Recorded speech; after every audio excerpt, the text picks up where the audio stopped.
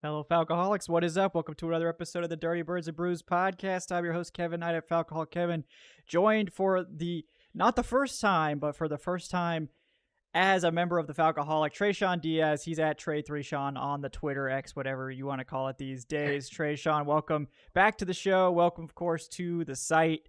We're excited to have you, of course, and of course, excited to have you to talk about your wheelhouse. We got you for linebacker and special teams. We were talking before the show. I was like, I don't know who I'm going to get to do this episode. And you were just like, no, I want that. That's mine. Yeah. Yeah. Yeah. No, excited to officially be here as a part of the Falcoholic team, and very excited to start talking about special teams and linebackers. Yeah. Like you said, underappreciated groups throughout the NFL. So we're going to get into that. We're going to talk the off-ball guys. I know Tre'Shon has some takes on some of the outside guys that could be factoring in here as well. So we'll get to that. Talk, of course, about Younghoe Koo's greatness. Talk about, I think, underrated Bradley Pinion as well. So we'll get into that. Great jam-packed episode for you guys as we continue our Falcons roster preview series. Before we dive in, real quick, want to bring you a word from our sponsor, BetOnline, folks. BetOnline is your number one source for all your sports betting needs this season, from baseball, golf, soccer, right up to all the top fights in the UFC, MMA, and boxing. I know hockey's over. I know basketball's over. The Hawks have made their number one overall pick, which was controversial according to Adnan. So, you can definitely get Adnan's takes if you go watch last Wednesday's Falcoholic Live. But no matter what sport you're watching, BetOnline's got every stat, every matchup, and even live odds and spreads while the games are being played. And when the game's over, you can head on over to BetOnline's new online casino. Get in on those online games of blackjack or poker if that's your game, or you can unwind with one of their over 150 online slots. So what are you waiting for, folks? Head to that website today, BetOnline, to get in on the action. Just remember to use our promo code BELIEVE. That's BLEAV for your 50% welcome bonus on your first deposit. BetOnline, the game starts here. All right, so diving in to this linebacker group, it's actually a pretty interesting group, and I know last year, obviously, we saw Troy Andersen get hurt very early into the season. I think we were all expecting him to be a much bigger player. Thankfully, Nate Landman emerged from that and was able to sort of stake his claim to not only being healthy once again from his devastating college injury, but being an NFL caliber player, one of the best run defending linebackers in the NFL. Kaden Elliss is still probably going to be a primary guy, but who do you want to start on with this group, Tre'Shon? We got some depth guys in here as well. Yeah, let's kind of go to Nate. I think that's a great starting point. Our African prince there. I think you said it best. Nate really stepped up last year, and he gave the defense something that I think we hadn't seen in such a long time. And it's something that's not really considered valuable because essentially every inside linebacker should do this. But he was probably the most fundamentally sound run defender that we had last year. And you see the natural instincts. You can tell this guy has played inside linebacker dating all the way back to high school, which he has. Like, this has kind of been his MO. He can feel and see everything between the tackles exactly how you want an NFL caliber linebacker too. I think athleticism is kind of really what holds Nate back. There's just some things that you physically can't overcome. And we started to see that kind of show up in the passing game. And again, Nate wasn't brought here to be that uber athlete linebacker that is playing 3, sometimes 4 downs for you on a series. He was here to be a spot player, to come in, understand what he's supposed to do fundamentally, and execute. And he was able to do that and then some last year. I think what was the bigger surprise to me was some of the just the instincts, the nose for the football. We see him pull out the peanut punch multiple times successfully last year. Those are the things you love to see that are, really hard to come by. And, fumbles and forced fumbles aren't, stats that we look at as, continuously building, or, they're always going to happen. But that the effort is always going to be there, and that the chance of it happening is higher when Nate's playing. Yeah, absolutely. And just such a pleasant surprise. He was someone that I and a lot of people have been talking about ever since he was picked up as a UDFA, is like, this guy was on track to be a day 2 pick. Like Mhm. he was absolutely in that range because of his just. I mean, you go back and look at his college stats before his injury. I mean, he was on just an absurd pace. He was just stacking the stat sheet with just crazy tackle for loss, crazy tackle numbers, just doing everything you want, and has that devastating injury going into his draft season, unfortunately, and he became an undrafted free agent, and that's how it goes for some of these guys, especially off-ball linebackers, where teams are like, "Well, you're coming off a seasoning injury. Off-ball linebackers just not that valuable. Like, we're just not going to draft you." And I think it's pretty clear he should have probably been a day 3 pick at the least, even with the injury. But Yeah. he comes in. It takes him a year to rehab the injury. Doesn't really play much for the Falcons. Sticks around. Finally gets his opportunity. Definitely sticks around, makes the roster, all that stuff. Finally gets his opportunity, and of course, starts to look healthier again, and shows off that yeah, this guy knows what he's doing out there. And um, are the Falcons going to be a team to use a ton of 3 linebacker sets? Probably not. And it may look different. Like Kaden Elliss might just sort of rotate to be more of like an outside linebacker edge player. And then it's like, are you really playing 3 linebackers, or are you playing, 2 linebackers and an edge guy? It doesn't really matter, but it'll be interesting to see how they divvy up the snaps, because like you said, like the one thing Nate Landman can't really do is just like, he can play zone. Like he knows where he's supposed to be. He's smart in zone, but like he's not gonna be able to play man coverage and chase down tight ends or running backs. He can cover an area. He knows where he's supposed to be. He can read the quarterback's eyes, all that stuff. He's got the mental side of the game absolutely on lock. It's just he's not going to carry NFL athletes downfield. And we saw that taken advantage of sometimes when he had to be put out in coverage. So that's really the one weakness that he has, that he just needs to play more as more of a force player, run defender, that type of stuff. And that may sort of limit him to that third linebacker role. But man, you have to feel great about your linebacker depth when Landman's your third linebacker, where you could just, if you know you're going up against a heavy run team, he could be your starter that game. But just having him in your back pocket, if you need more force up front, or if you just have an injury, that he's ready to go, it really bolsters the overall depth and just sort of skill set of this linebacking core. Yeah, agreed. And, when you talk about, how are they going to play? How are they going to be used? I went back and looked at the Rams and was just interested to see kind of what Raheem did last year. And they had 4 inside linebackers rostered up for the year. And then you saw 2 of them were the 2 primary linebackers, which was Rosboom and Jones. And then you had Reader, who essentially came in and did spot duty, played around like 200 snaps or so, with Jones getting the bulk of those snaps and Rosboom then coming in right behind him. So I think, ideally Landman's probably in that Reader spot there, taking up a good amount of snaps, but maybe not necessarily on the field all the time, because like you mentioned, there's not going to be many 3 linebacker sets. And there are going to be, I think, quite a bit of just 1 linebacker sets. We haven't gotten into it yet, but we will talk about this penny front. Who's going to be the linebacker in that penny front? Things like that. So it's going to be really interesting to kind of see how the snaps fall out. But I think what you said was really stuck with me, which it feels like it's kind of different than how it's being looked at. But like Nate Landman being your linebacker 3, or even switch it, Troy Andersen being your linebacker 3 and Leighton Manman being your linebacker 2. These are good problems to have. Like that is a very nice group of linebackers there. Right now, I feel like, we have an average group with that's their floor, but they have the ability to be considered good. And maybe by the end of the season, if certain guys take those next steps, and we can just talk about that guy now, Troy, then they could be seen as like, hey, this is like a top 15 group. Like these guys have somebody that can sniff out the ball in the run game, and Nate Landman, and bring the force.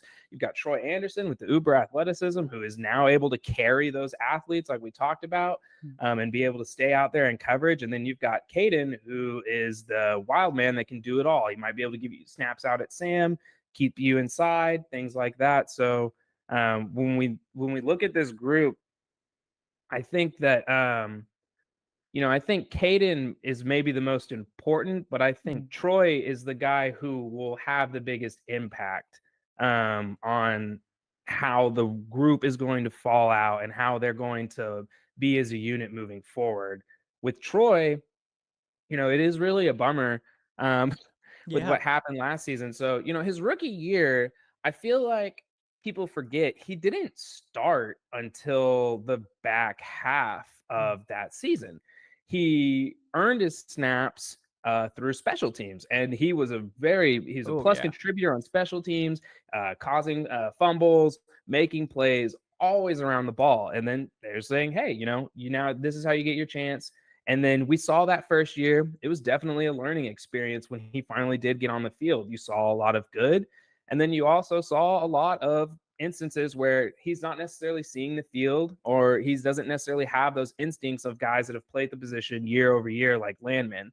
Troy is technically only entering like his fourth year Yeah. playing inside, third or fourth year, because he was an Mhm. outside quarterback. He had him doing everything, but he's not played the position that much. He Yeah. has the athleticism to kind of, clean up some errors here and there. He's able to be a little bit more aggressive due to his speed and things like that. But I think this is the year that we really want to see it click. I think, especially in the pass coverage game. That for me is where I think Troy really is going to make his mark and be able to establish himself as a guy that can stay on the field, especially when we start looking at some of these more exotic fronts and everything like that. They need a guy who has the mental capacity to be able to go from being that weak side, strong side to now you're just the middle and you have to operate the hook, curl, everything all on your own.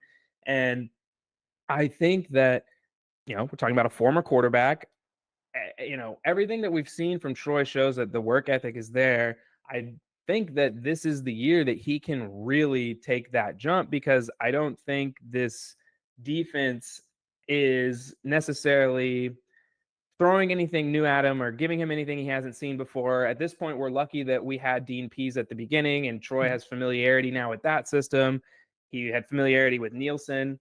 I'm of the mindset that if Troy didn't get hurt, we probably see more of that multiple front usage that we were expecting last year, where 3-4, 4-3, everything is interchangeable.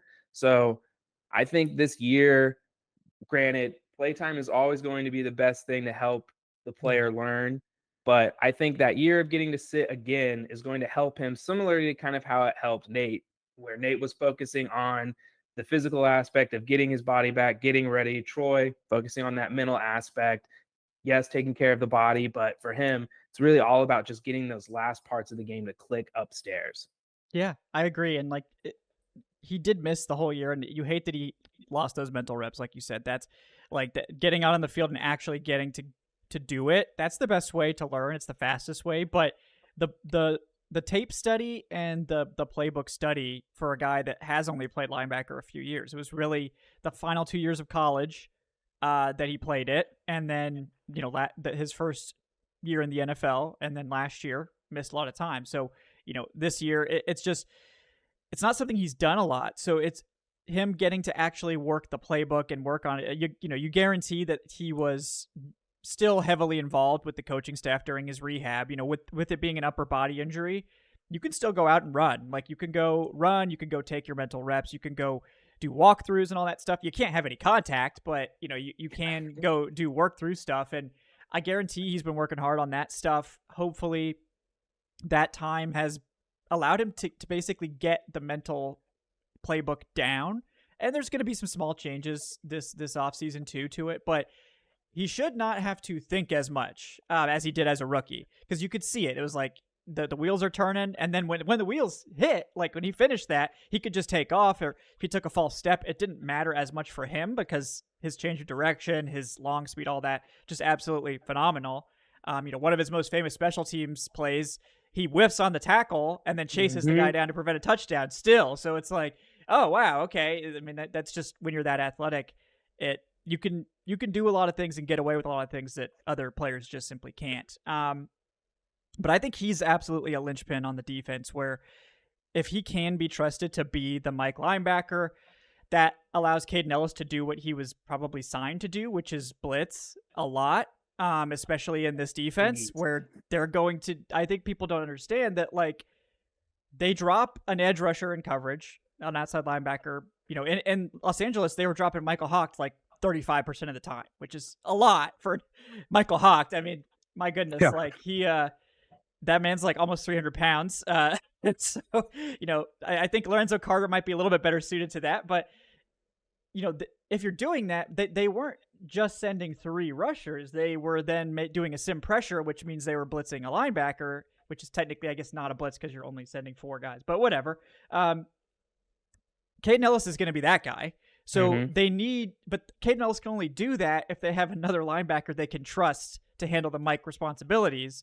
Otherwise, they'll need Kaden to be the guy that's standing back there handling that stuff. So if Troy is ready, if he can do that, if he can handle all the coverage, all the other responsibilities of the Mike linebacker, it will open up and sort of benefit Kaden Elliss to do what he does best, which is to get after the quarterback. And I think it will just boost the whole defense tremendously to have – that was the one thing this team just really didn't have last year. They did not have someone who could – they didn't have a linebacker that was someone that could excel in coverage. They didn't have someone that could do man coverage against tight ends or running backs or follow those guys. And we saw teams take advantage of that. We also saw that they just didn't really have the juice to be an effective quarterback spy either. We saw those running quarterbacks. I'm trying to forget, that Vikings game. As much as I can, but they just didn't have the juice to get those guys on the ground when they did run. And that you look at Troy Andersen and his skill set, and it's like this guy is made for that. Like, he is literally made for that. He's slower than Lamar Jackson, but other than that, there's not many other quarterbacks that he is actually slower than in terms of long speed.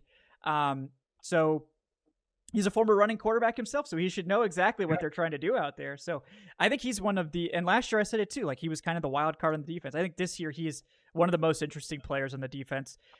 One of the highest variants, certainly, but again, it's like, I feel like if he's not ready, he'll just be the third linebacker and the Falcons linebacker core will be okay. It'll be fine. But if he is like ready and he like starts to get towards closer to his ceiling, then that's a huge bonus, because everyone talks about how linebackers are undervalued and they're just not that important and all that. But what do all the best NFL defenses have? A great linebacker play. A great middle linebacker. You look at San Francisco, you look at the Ravens. These teams have always prioritized getting that really good middle linebacker. And Troy Andersen, the reason he was taken with a high second-round pick is because he has the potential to be that. And I hope he can get there, certainly. I think he's really exciting. So I hope we see it. I was so upset that we didn't get to see it last year. So I know, I'm with you, but and then kind of leading into the next guy that you brought up there, who would, I think, be the one to benefit the most from Troy's takeoff, like you said, would be Kaden, because then you get to a situation, we talk about, the pass rush, we're worried about it. Well, talk about being in a place where if Troy hits and you want to do something fun, different sim pressure, something like that, well, now you've got Kaden on one side, you've got Ebiketie on another side. You can use Troy as that blitzer and drop Kaden into coverage. You can do so many different things now if you have these guys all on the field together and they're all actually, able to excel in those roles and hit their marks. And so Kaden is somebody. We didn't pay Kaden Elliss $21 million to be a stand-up linebacker. I know a lot of people have been on Terry, but I know Terry definitely did not pay that man to do that. He was brought here for his blitzing, and he did give. I think what's interesting about Kaden is he was really pushed into that inside role in New Orleans when Werner went down.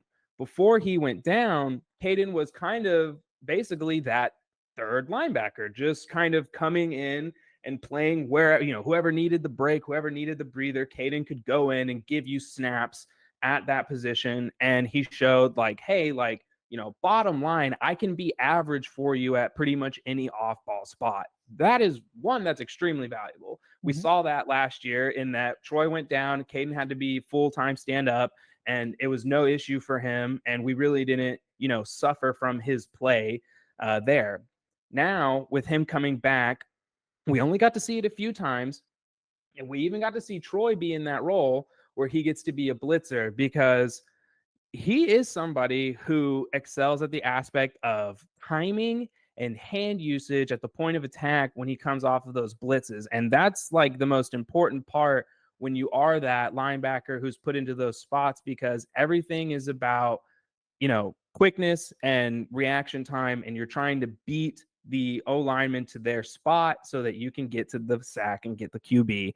And I think Kaden showed that he's able to do that from the A gap, the B gap, C, and then so on. And if we're able to utilize him in a Sam role at times where he can play from the outside and give us some work there, or if we can put him back inside and it's him and Troy or him and Nate, he's going to, I think, really benefit from, all of these guys around him taking that next step. I don't really, when I'm not really worried about Kaden, going into next year. He's kind of one of the few players that I pretty much already feel like I know what I'm going to get with you. And at this point, it feels like, I'm kind of just going to it's only going to get better from here in terms of, how much further you can take this defense and your teammates can take you. So yeah, I think Kaden really showed us he's somebody that I was a little bit, I didn't love the contract at first, but I wasn't a true believer in his ability to be off ball inside at the amount of volume that he was last year. And he proved me wrong on that. And so, looked at it. I'm like, okay, this is a contract for a legitimately versatile blitzing linebacker who can give you the play you need inside. And I think it was great for Troy to have him and Nate last year, because Troy needed to watch somebody play extremely fundamental sound run defense, trust your eyes, hit the gap when you see the light. And he was able to study Landman's film. And, honestly, one of the best film watches last year for run defending linebackers. And then he needed to have the perspective of Kaden, because he's going to be more like Kaden in that he's going to be asked to do many things.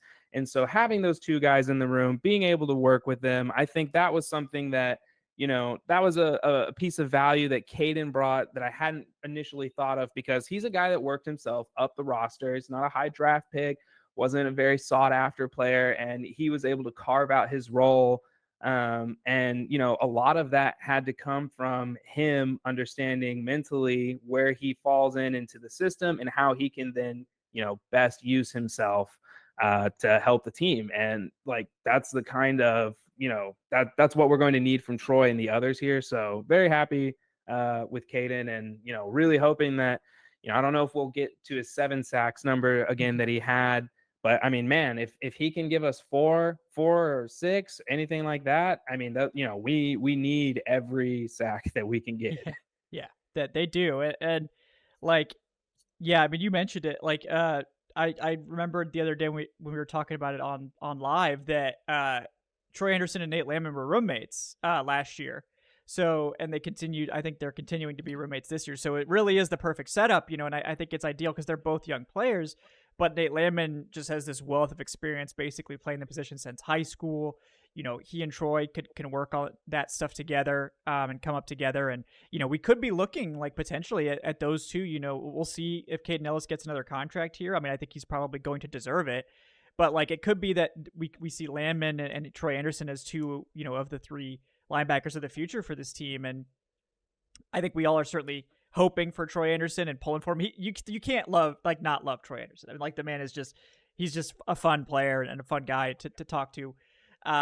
So there's no, everyone should be pulling for Troy, but I think Kaden Elliss, like, it's important that people know that he was an edge rusher in college. Like that, if you wonder why he's such a good pass rusher, it's because he was a pass rusher in college. That's what he did. And he gets to New Orleans, and he doesn't really have the measurables of an NFL pass rusher, like a full-time edge rusher, and he just was like, I'll play off ball, yeah, sure, whatever, and just slowly works his way, gets an opportunity, proves that he can play off ball too. But really, like, what he is a hybrid off ball pass rusher, and that's kind of a unique role.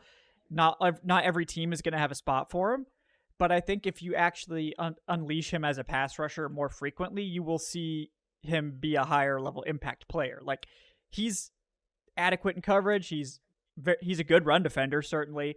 but like where he really shines, where you're going to see that $7 million valuation is getting him to rush the passer, where he just has a feel for it. He just knows what he's doing there. So I'm really excited to see him hopefully unleashed a little bit more in that aspect of the game. And ideally, that could take some of the pressure off some of these other pass rushers. I know there was a couple of the outside linebackers that you were interested in touching on too. So we can get to some of those guys as well. Yeah, so when we look at the outside guys here, and we're mainly thinking, who's going to be asked to drop into coverage, who's going to be asked to do off-ball duty work, and I think we're looking at Arnold Ebiketie, Braylon Trice, D'Angelo Malone, and Lorenzo Carter. I would say that those are probably the four where I think we could possibly see a little bit of coverage work, a little bit of asking to do more, be that dropper on those sim pressures. And so, I mean, that's what Arnold Ebiketie's role was when he was at Penn State. He was that, outside linebacker.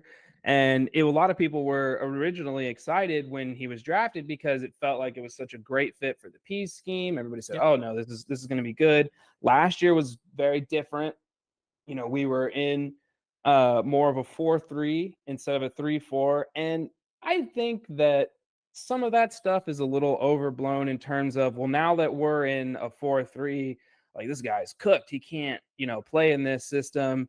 And I think aspects of that are true, and that you could say that there's certain things about the 4-3 that make the edges roll a little bit more difficult for somebody with the measurables of Arnold Ebiketie. And I think a lot of that comes with setting the edge, having to play the run out there, which is why we saw Carter, who's got a little bit more length, a little bit more size. He was getting those snaps first, and then you would see Ebiketie come in on the pass rush roll.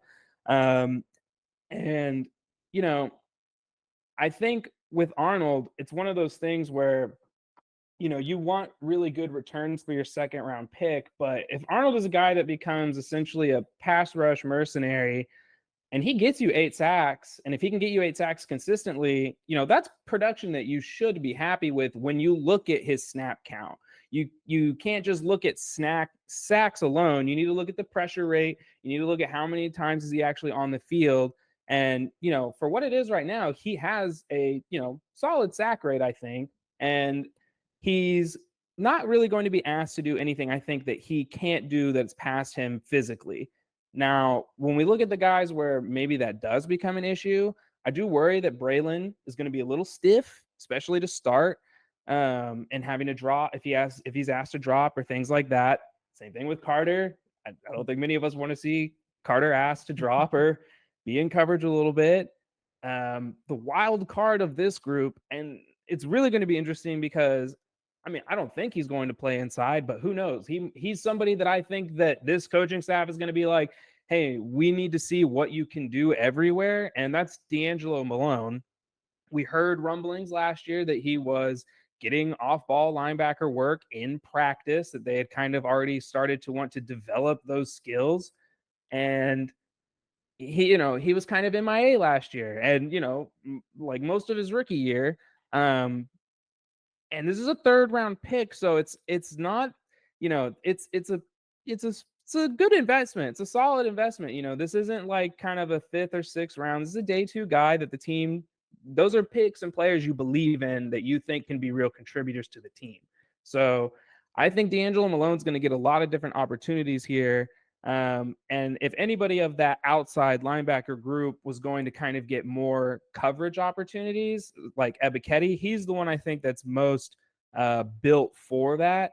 And I think it's really going to be his best opportunity. Like, if D'Angelo Malone wants to break onto the starting lineup or just kind of start getting, snaps, getting play time, I think this is the best angle for him, is to show that he can do some of these other off-ball duties.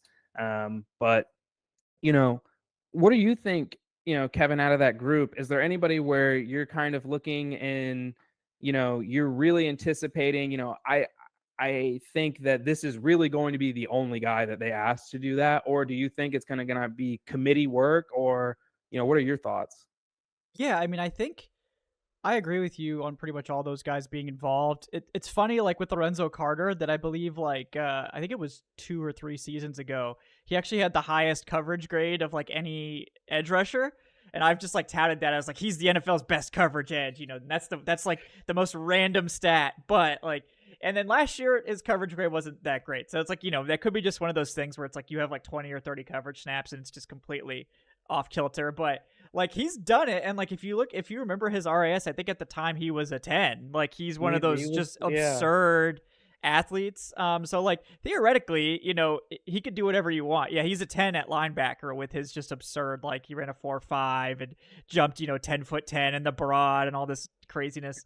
He didn't do the 3 cone, so that would probably be the one that you'd really want to see for the coverage. But you know, it's like you hope that maybe I think he could be better than Michael Hawk, essentially. Okay, yeah, I can get down with that. Michael Hawk. Poor Michael Hawk, man. He was just like, whatever you want, coach, I'll do it. But, you know, yeah, I mean, I'm sure he'll be involved, and like I think they just really like if Lorenzo Carter's on the roster, they have a role for him because he's not cheap. Like he's making, you know, $4.5 million or whatever it is. So like if he's on this roster, they're gonna have a role for him. And you know, I think we could definitely see that it's Carter and Ebiketie playing the majority of snaps outside. I agree with you on Braylon Trice too. I think he's gonna have a similar role. He's a guy that, yeah, I think you probably don't want him dropping. That's just never really been his game. He's sort of that hair on fire, like I'm gonna go forward guy. You probably don't want him going backwards. That's just, he's only forward, you know. And then, you know, with D'Angelo Malone, I just can't quit. You know, Malone, I can't quit him. I was upset that he didn't play. Like last year, and I think he's good. Like he wasn't a good 4.3 edge rusher. That's just, he's never going to be that. That was never. No. But like, if you look at his measurables, he and Troy Andersen are very similar. Obviously, Troy Andersen's just a one-of-one athlete, but and freaky in his own right. Like, yeah, no, Malone's great athlete. Like that was never his issue. And then like he's bigger than Kaden Elliss, but like you could see a similar path for Malone, like to the Kaden Elliss path, where he comes into the NFL as an edge rusher. But like it's like, oh, we're kind of it's gonna be tough to get you like full-time edge rusher snaps because you're small, but can you play off ball? We know he can play special teams. He had 6 special teams tackles last year. He played almost 80% of the total special teams snaps. So like that will always help you stick around. Like if you can be a core special teamer, which he was, then it could work out for him that could be his path. But his path to the roster as a linebacker is just infinitely easier than it would be at edge or yeah. You know, because it's just the group is too crowded. Like they need to make room for Zach Harris, and they got to make room for Ebiketie and Carter and Trice, and they added James Smith-Williams, who's going to be more of that hand in the dirt guy. You know, they apparently like Bradley and I. Like it's like they got all these guys. Like they're probably not going to have room to keep D'Angelo Malone as an edge rusher, but at linebacker, I mean, it's possible.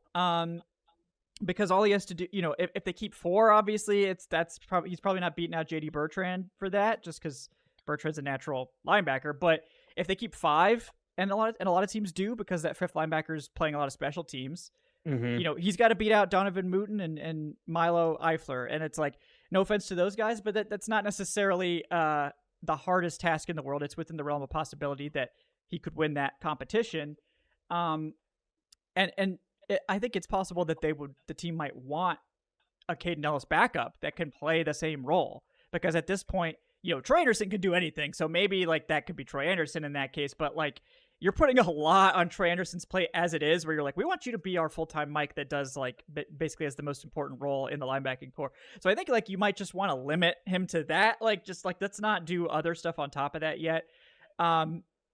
So I think Malone could be that guy. Like that is the Kaden Elliss backup. And does that mean he's going to make the roster? Does that mean, you know, I don't know, but I think at least practice squad. Like I think a lot of people have just written off Malone after last year, where he played 2 defensive snaps, which that's obviously not great, but he played an absurd amount of special teams. He played 364 special teams snaps, which is it's like 80% of the special team snaps. He played in all 17 games. He was active for all of them. So, that I think means that like they're like, man, we like this guy, but like, oh, we just can't get him on the field on defense. So yeah, I still have faith in D'Angelo Malone. I would like him to make the roster. It's a tough thing in terms of the roster math, Mm-hmm. but I like him, and I hope they can find a spot for him because again, it's a third round pick. You would just hate to cut bait with that. Like, I mean, Yeah. and like when he did play as a rookie, he played well. I mean, it wasn't like, oh, this guy's just crushing it, but like when he had to play edge, especially as a pass rusher, he had some pressures. Like he did some stuff. Like it wasn't like he was completely gone. I mean, I think he had 4 tackles for loss and two QB hits and a sack and like what 200 snaps as a rookie. Yeah, Like he's definitely that's flash. not bad. Like that's not bad at No. all. So I hope they can find a way to make it work. But Yeah, yeah. We didn't really talk about him that much, but the rookie, I think I like what you said there, and I kind of see that, especially when roster math, like you said, it's going to be really interesting to see how these position groups fill out because we do have a couple of guys that are essentially tweeners as well. Especially when we look at those end positions, like you mentioned James Smith Williams, who I agree. I think his hand's going to be in the dirt most of the time.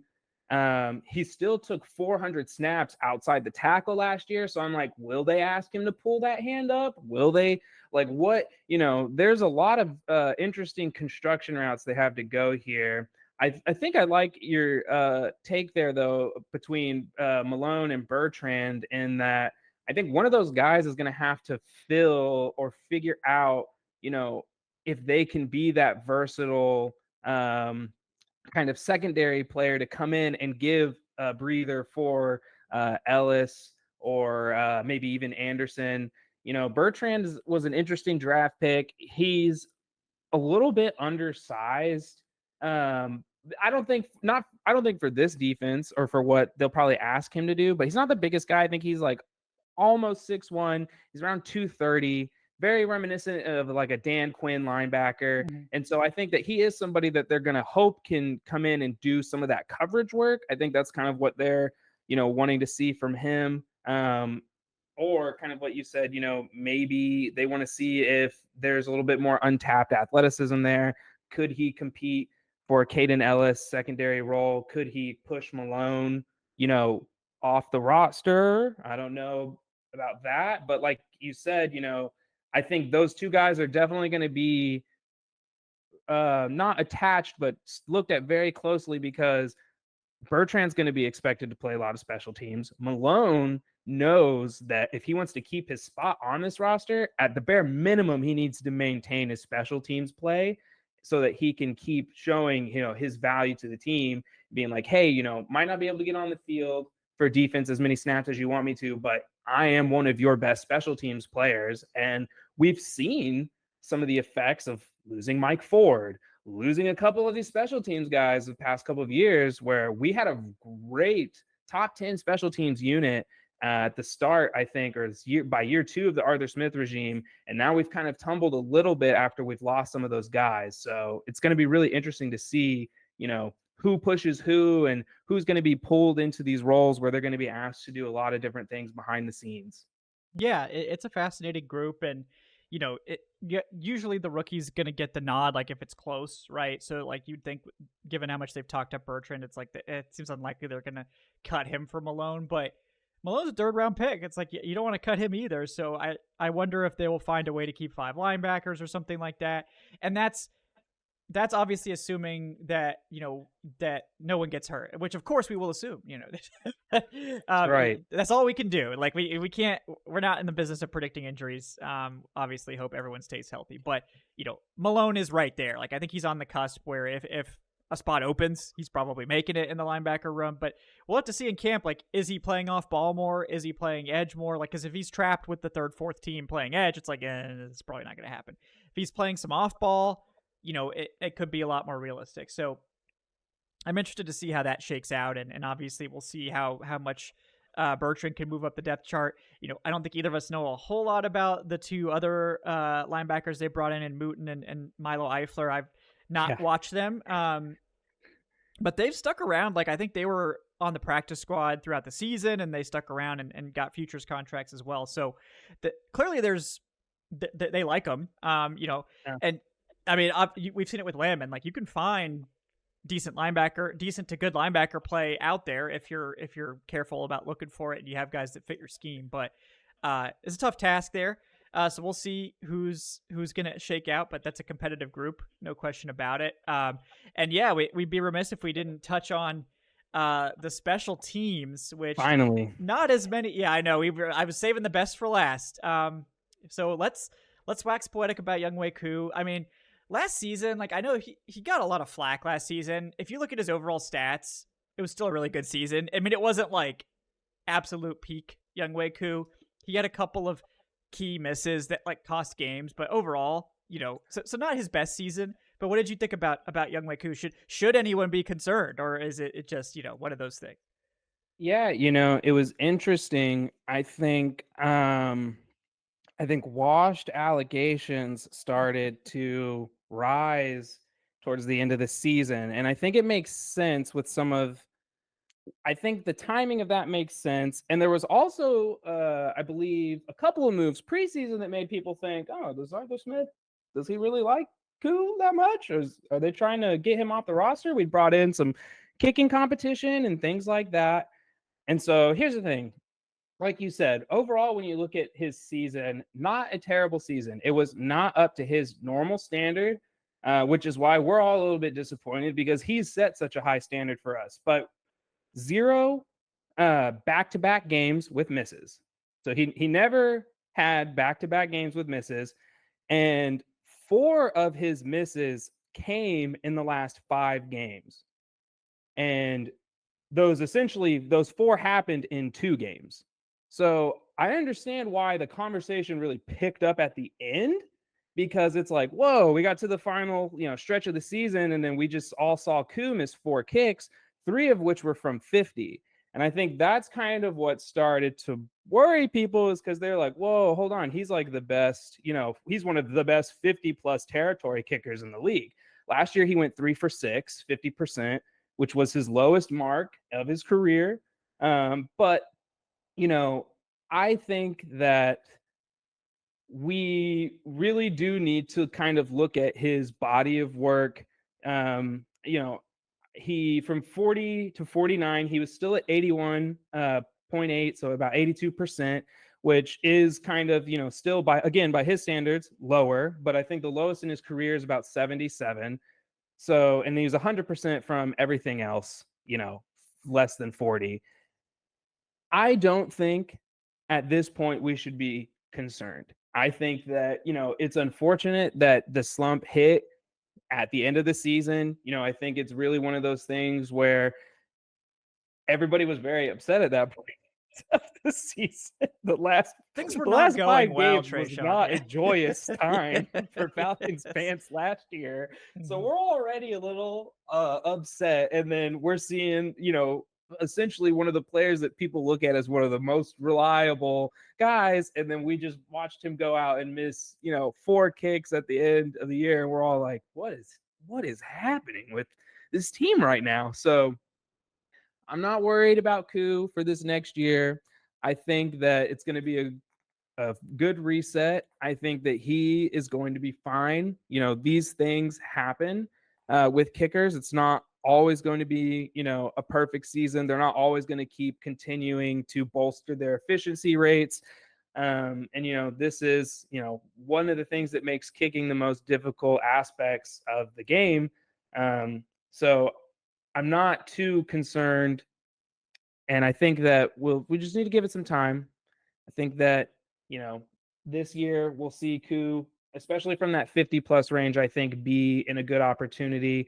I will say one thing I liked about last year is that it was outside of 2019, which I don't really count that year of his career that much because he basically was signed late, kind of whatever, partial stat season, things like that. That was the least amount of times he was asked to kick from 50.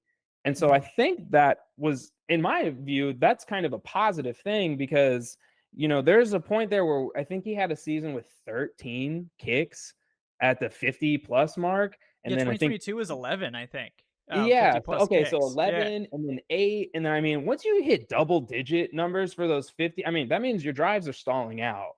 Mhm. that means that you're not actually getting the ball into a better, position or territory. And so, the way I looked at it was, he kind of forgot, he wasn't used, It was out of he wasn't practice, in the yeah. zone of kicking from 50 like he had been for the past couple of years, and he had a little bit of rust on it. But I think he's gonna be all right. Yeah, I mean, and I remember some of those were, like, absurdly long, like, one of the ones he missed, I think, was, like it was, like, a 59 yard it was something 59er, crazy. yeah. Yeah, I mean, it's like, come and it's on. like, okay, like, but, like, you don't expect a kicker to make that I mean, maybe Justin Tucker, you expect, right? But, like, you Yeah, know but, like, at one point during the season, Koo had, like, surpassed the record for most accurate kicker, like, and he had taken yeah. over. So it's like, and then people are like, "Oh, well, he's washed." It's like, I don't know about that, but kicking is just one of those things. Like, it ebbs and flows. But I think a key stat that you mentioned was he didn't like go on a slump. I mean, at the end of the season, he kind of did, but it was not like he missed and then that shattered his confidence. Then he started missing every game. It's like, no, no. And, I think with Koo, he's in a good place. You have a good kicker. You don't mess with it. Like, you let it ride. And, you know, like, it's funny that like a down year for Younghoe Koo is his 86.5%, field goal rate, which is like still really Right, good. right. But when you're used to like, 95% in 2020 or whatever it was, something absolutely absurd, it's just you look around the NFL and see teams having kicking problems, and I think we're just really far off kicking problems with Koo. So hopefully you'll have a quote unquote bounce back year, and just I'm not concerned either. I agree with you there.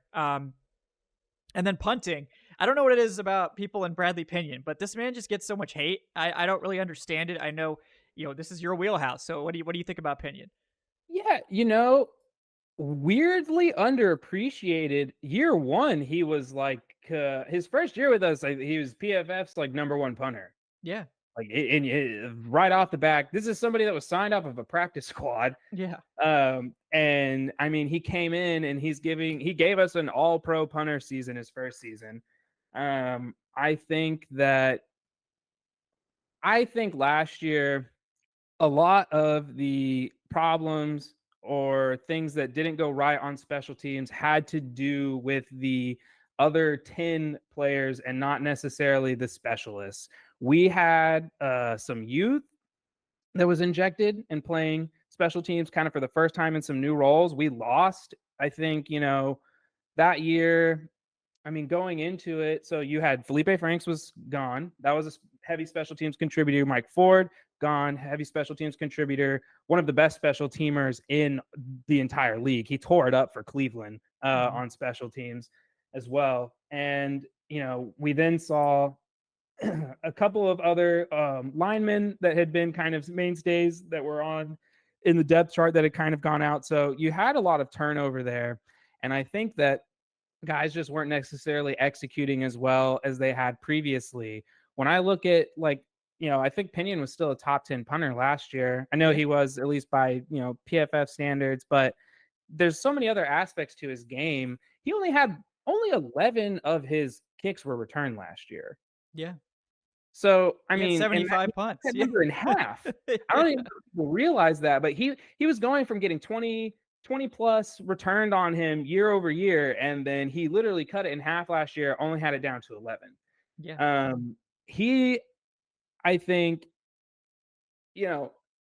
punters are never really, I think, appreciated regardless. I think there's only been a few in history that people think of, and they just have, like Thomas Morstead, guys like that who just have that cachet at the punter position. And, everybody's just like, oh yeah, that's a great punter. And I do think that, Pinion is somebody similar to our boy Matt, who is just a little underappreciated. And I don't know if Pinion's gonna have to clothesline somebody like Bosher did to start getting some respect around here, but that Yeah. that might be what it comes to. Right. I mean, yeah, and it's funny because like he's huge also. He's like Like 6 6'5", foot 300. 5, man. It's a So like massive this punter.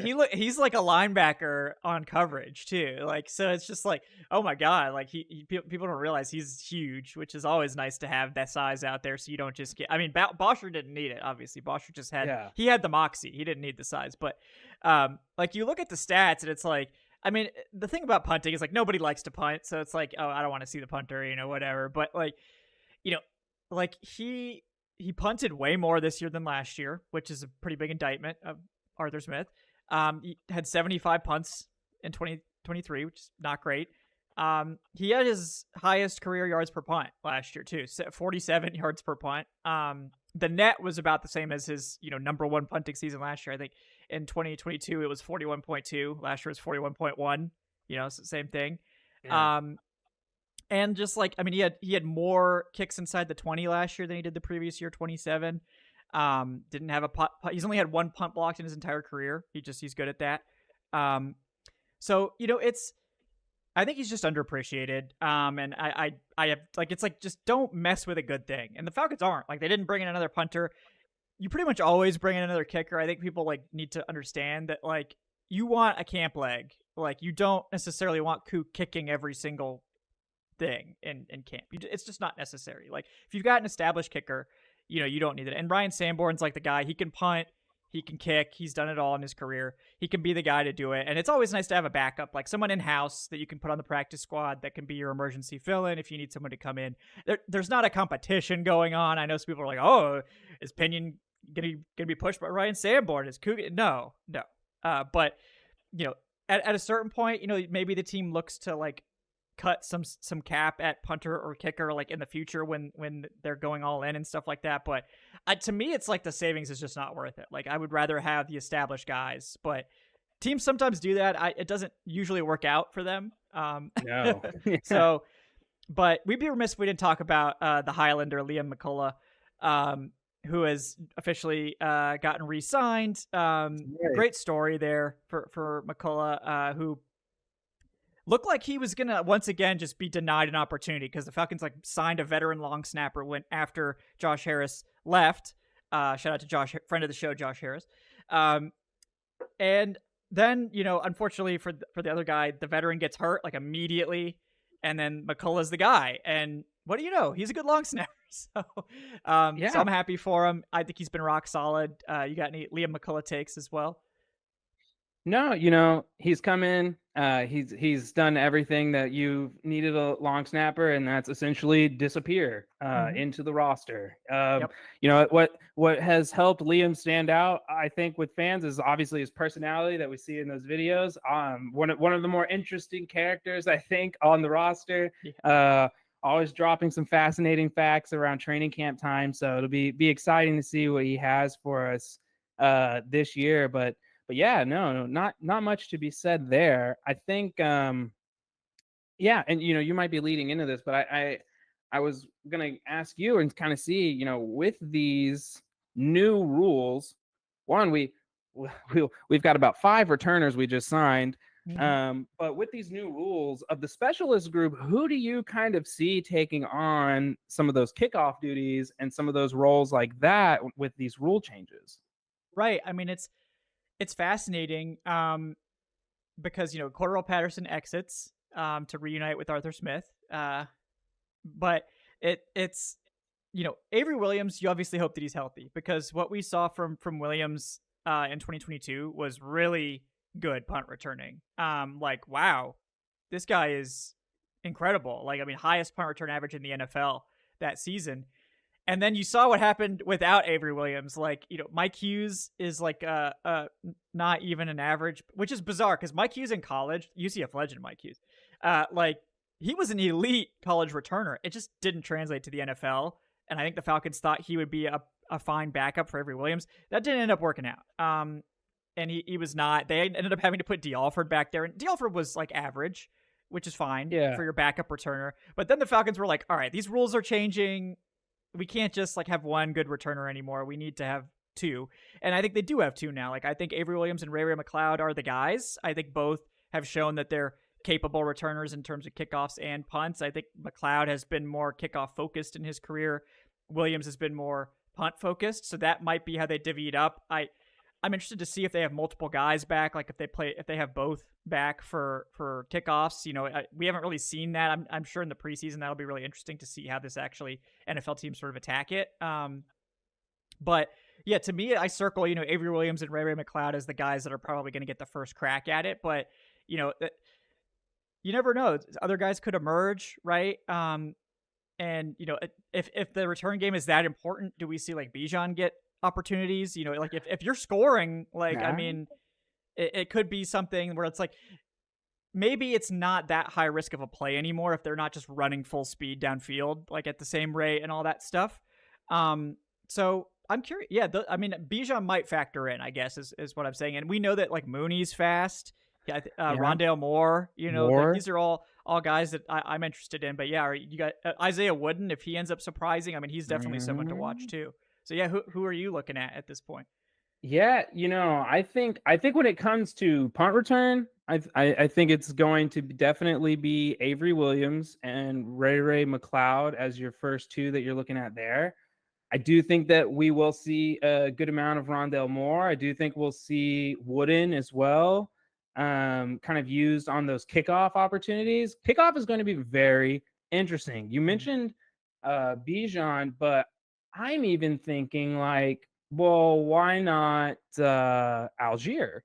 Why not McLean? Because it's not it's never always been about pure long speed or anything like that. But the return game now, especially when you talk about having to kind of read the field, the way that guys are going to have to approach returning is going to be very different than before. You're going to have to have, I think, more of an emphasis on vision and understanding how blocks develop and everything like that, because that's, in my opinion, what the rules are basically setting up this new kickoff format to be, is to essentially be a more long developing run play. And I think that then kind of helps guys with, skill sets similar to Tyler and Jace, in that, hey man, these guys can break two tackles and they might not house it on you, but if Tyler Algier can break two tackles at the 15 or the 20 and then go off for another 20 yards, I mean, now you're talking about starting with the ball at the 40, the 50 consistently every time. We have a deep running back room at this point. So it's, when you have as many running backs, I think, as we do, that are playable and have, kind of these very, return friendly skill sets in terms of vision, tackle breaking, I think we're definitely going to start to see these guys get looks. I'm with you in that. I don't necessarily think that these are, the same level of, I think, injury risk as before, where everybody's running 100 miles per hour at each other.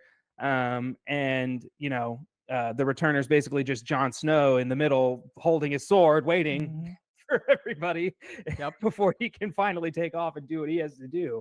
So I think that the return game is going to be very, very interesting to watch. It's going to be a really deep battle. I'm very happy that we're not relying on, two cornerbacks that needed to play cornerback last year.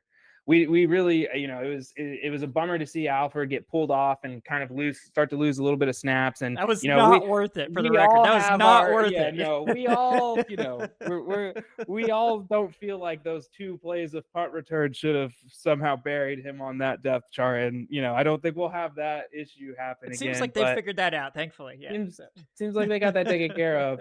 But yeah, I think it'll be really interesting to see if it's Pinion that keeps carrying those kickoff duties, or if now that having the strong leg isn't necessarily the only way to approach kickoff, if they do look at Koo for squib kicks and things like that, because Youngho Koo has an amazing, I don't know if they're still up, had an amazing YouTube reel of him just doing trick shot after trick shot, backflips, trick shot. Yeah. And so I'm sitting here thinking, like, this guy literally used to just post highlights of him squibbing and all these other things. And so you've kind of opened the door to, the value that the kickers and specialists will bring, to the team. And, we're very fortunate to have two guys who are excellent specialists and can do, a variety of different kind of kicking for you. Whereas other teams, you've kind of seen this offseason having to do unique approaches, looking at other guys on the roster, like the Chiefs are seriously considering and things like that. So, I feel like we're in a really good place with the kickers that we have, these rule changes didn't really hit us as hard as I think they could have, or have for other teams. Yeah, I agree, and I think the Falcons are well positioned for it, and I like the emphasis on special teams. I think Marquise Williams, I'm really glad they kept him because I think this is a guy that's always sort of caped for his special teams guys. Like, look, we need special teams. Like, it's important. We're gonna make sure we have specialists. Like, we're gonna have guys at the back of our roster that are good special teamers. Like, you know, Kadero Hodge, like, I mean, he stuck around, I think, in large part to Marquise Williams, like being like, look, this guy is a core piece of our special teams. And Kadero Hodge is a fine wide receiver, too. I mean, we saw him, he could play inside, he could play outside, like he could be your 5 or 6 wide receiver and play. Is he Kyle Pitts or like Drake London? No, but like he's your 5th receiver. Like he could go out there and play wherever you need him to. And I obviously, we lose Mike Ford and that sort of thing, but Mike Hughes is a decent special teamer too. And we'll see who else emerges, but like I think the move to put D'Angelo Williams on special teams was really smart. He has been an impact player there.